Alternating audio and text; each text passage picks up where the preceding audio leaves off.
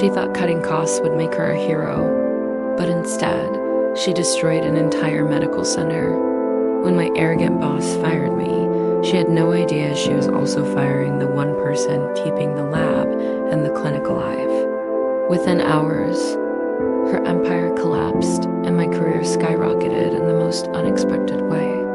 This is the story of how her biggest mistake became my ultimate revenge. You're nothing more than an overpriced babysitter for test tubes. Rita's voice sliced through the sterile laboratory hallway, her insult landing like a punch to my gut. I froze, fingers tightening around my clipboard, as her smirk radiated the same disdain she'd showered me with for months. The fluorescent lights above flickered faintly, casting eerie shadows on the pristine white walls of Bridal Medical Center in Memphis. Tennessee. My name is Janet Morrison. At 57, I have devoted my entire life to laboratory medicine. For the past 12 years, I have been the certified laboratory director at Bridal, the quiet force behind every diagnostic operation that kept this clinic alive. Yet Rita Henderson, my direct supervisor, couldn't see past her own arrogance. To her, my job was nothing but a line on the budget sheet, one she was eager to erase. Rita, the federal regulations require my certifications to keep this lab operational, I said, forcing my voice to stay calm despite the tension coiling in my chest. Without a qualified laboratory director, the law forbids us from running any diagnostic tests. She rolled her eyes and waved a perfectly manicured hand, her tone dripping with mockery. Please, Janet, any technician can handle what you do. You're not irreplaceable, you just sign off on forms all day.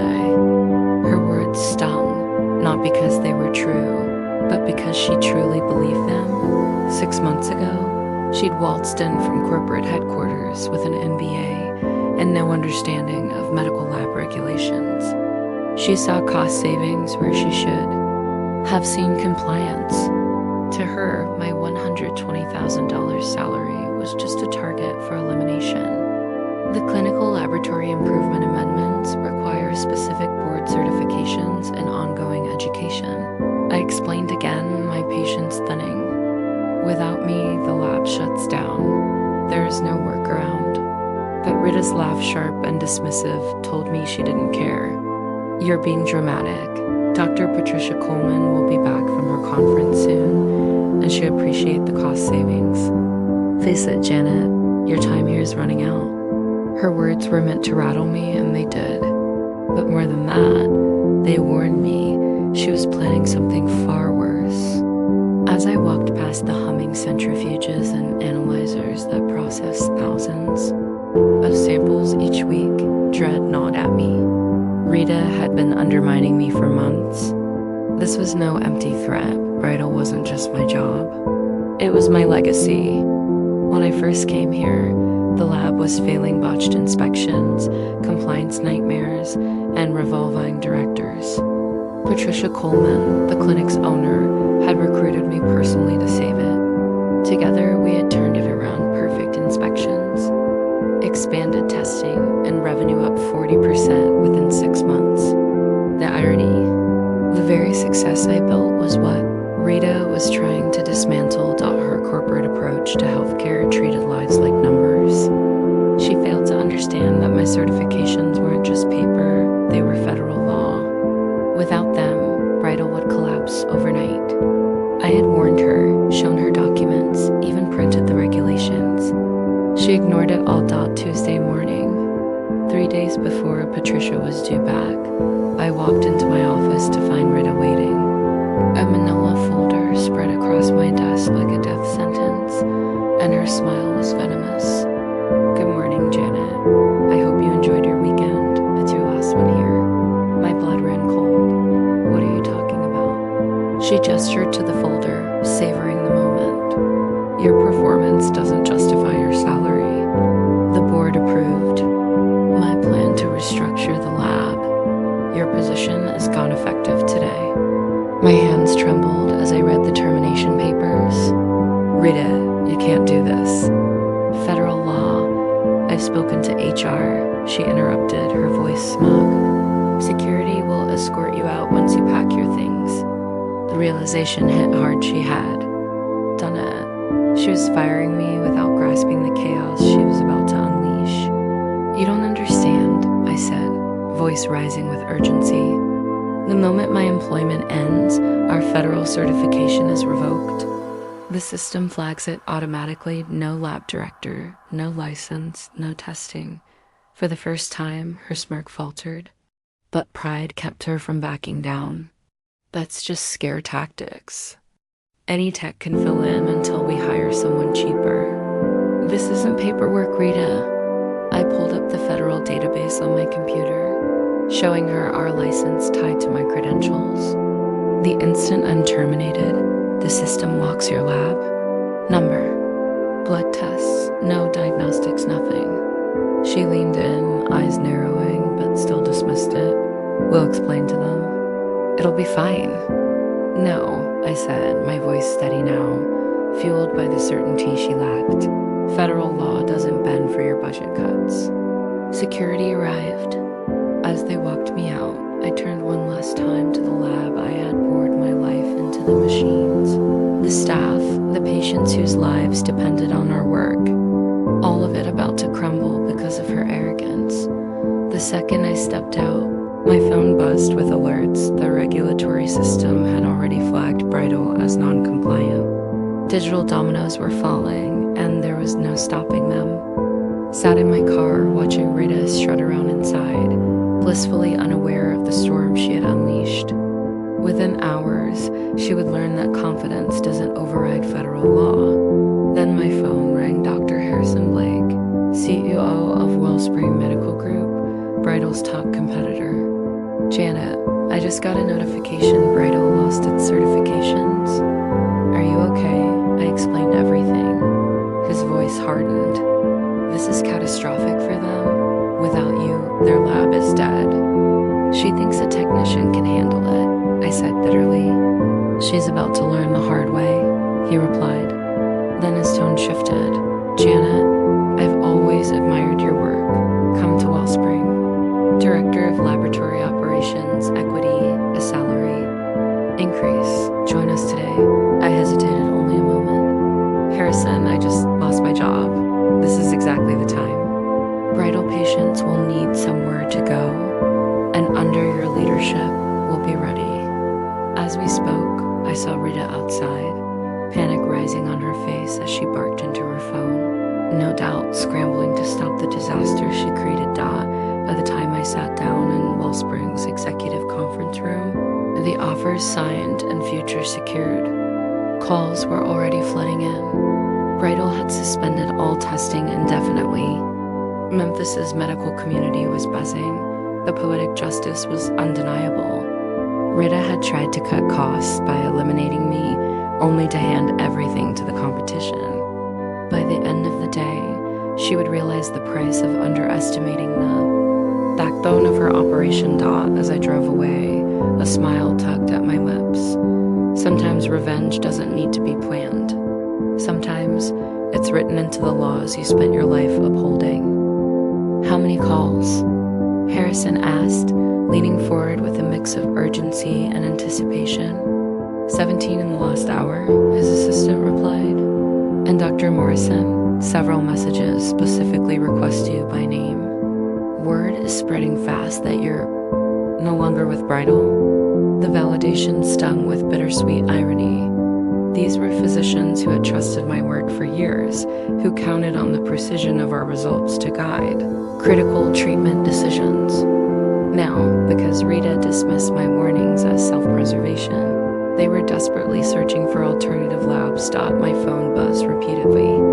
A text from Dr. Sarah Chun. Janet heard about Bridal's lab closure. Where can I send my diabetic? Patients need answers ASAP. Another from Dr. Michael Torres. What's happening? All our orders are being rejected. And Dr. Rebecca Foster, please tell me this is temporary. My cancer patients need results this week. Each message was a stark reminder. This wasn't just about regulations or money. Real patients were paying the price for Rita's arrogance. Harrison, I need to accept your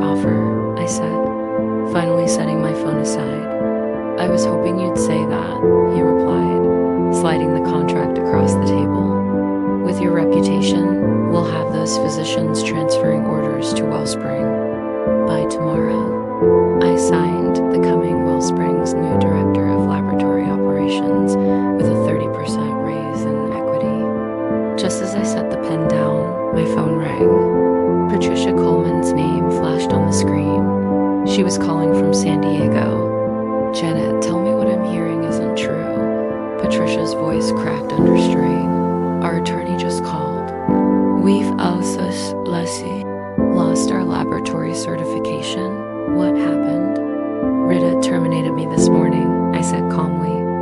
I warned her repeatedly about the regulations, but she thought any technician could take my place. Oh my God, Patricia whispered. Where is she? I need to talk to her. I'm not sure, but judging by the calls I'm getting, she's drowning in angry doctors and confused patients. Janet, we need to fix this. Please come back. Name your price, whatever it takes. Her desperation was heartbreaking, but the damage was irreparable. Patricia, I've already accepted a position with Wellspring. Even if I returned, recertification would take weeks, and your board would need to approve the cost. The silence on the line said it all. Patricia was finally realizing that Rita's cost-cutting hadn't saved a dime, it had destroyed everything. I'm so sorry, Janet, she said quietly. You deserve better than this.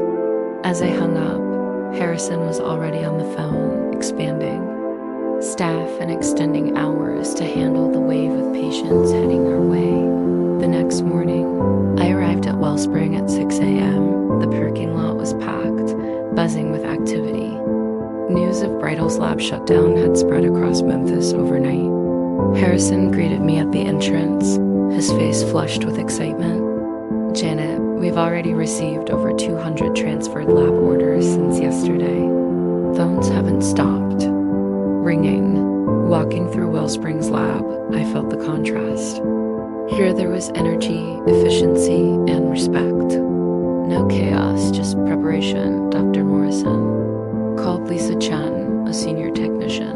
We're honored to have you here. The physicians are asking for your direct oversight on complex cases. The warmth was overwhelming after months of Rita's hostility. Even former bridal staff were reaching out, asking about positions at Wellspring. The exodus was in full swing. At 9 a.m., Harrison's assistant approached with a message.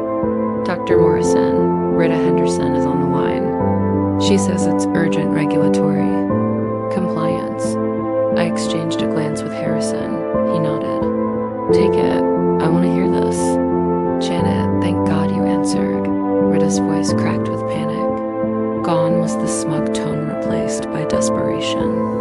The federal agencies say we can't reopen without a certified director. The candidates we found say credentialing takes 6 to 8 weeks. That's correct, I replied coolly. The background checks are exhaustive, but we can't survive that long. She pleaded, we're losing patients by the hour. Doctors are pulling referrals. I'm begging you, help us. I'm sorry, Rita. I'm no longer with Bridal. You'll have to work with Patricia. She's flying back early, Rita said quickly. She wants to meet with you. We'll offer you a raise, more vacation, anything. I appreciate the offer, but I'm already committed to Wellspring, I said, glancing at the incoming orders from former Bridal physicians. Even if I wanted to help, recertification would still take months. There's no shortcut. Her voice dropped to a whisper. So there's no way to fix this? No, I said simply. Regulations don't bend for budget mistakes.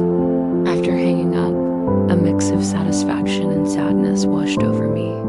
Satisfaction that justice was unfolding, but sadness for the patients and staff suffering from Rita's recklessness. How did that go? Harrison asked, handing me coffee. Exactly as expected, I said.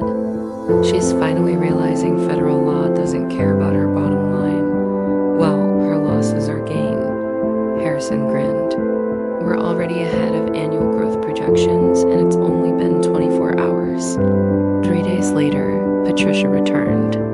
From San Diego to a scene of chaos, Dr. Jennifer Jennifer Walsh, one of Bridal's physicians who had now joined Wellspring, called me, still in disbelief. "Janet, you should have seen Patricia's face." The lab was silent, no testing, no results, no revenue. Rita stood there buried in violation notices, trying to justify firing you. Patricia lost it. Jennifer recounted the brutal confrontation. Patricia had shouted, "What have you done? Do you realize what you've destroyed?" When Rita mumbled about salary savings, Patricia's voice dropped to a dangerous calm. "You eliminated the one person whose credentials kept us operational to save money. That person was generating $2 million in annual revenue. The math was undeniable. My $120,000 salary had supported revenue that was 16 times higher. When Rita suggested hiring a quick replacement, Patricia had laughed bitterly. Credentialing takes 2 months, and no qualified director will touch a clinic with this reputation." The collapse was swift. Relationships built over years were severed in days. Physicians cut ties, insurers demanded explanations, patients fled. By late October, Bridal faced federal fines, lost 20% of revenue, and was on the brink of closure. Meanwhile, Wellspring thrived. Under my leadership, we expanded operations, hired new staff, and signed contracts with 12 additional physician groups. "Janet, the October numbers are extraordinary," Harrison said in our meeting. "Revenue is up 68%, patient satisfaction at record highs." Here, my expertise wasn't questioned, it was celebrated. The staff looked to me for guidance, physicians called to thank me, and patients were receiving better care than ever. Rita, meanwhile, became an outcast in Memphis healthcare. Her reputation shattered, she was fired within days. No other facility would hire someone known for regulatory ignorance. Bridal spiraled into bankruptcy within 6 months. Patricia, despite her efforts, had to sell off the assets to cover fines and patient claims. Standing in my new corner office at Wellspring, reviewing record-breaking year-end reports, I reflected on the strange turn of fate. Rita's arrogance had backfired, spectacularly destroying Bridal while launching me to the peak of my career. Sometimes, the sweetest revenge isn't vengeance at all. It's simply letting incompetence destroy itself.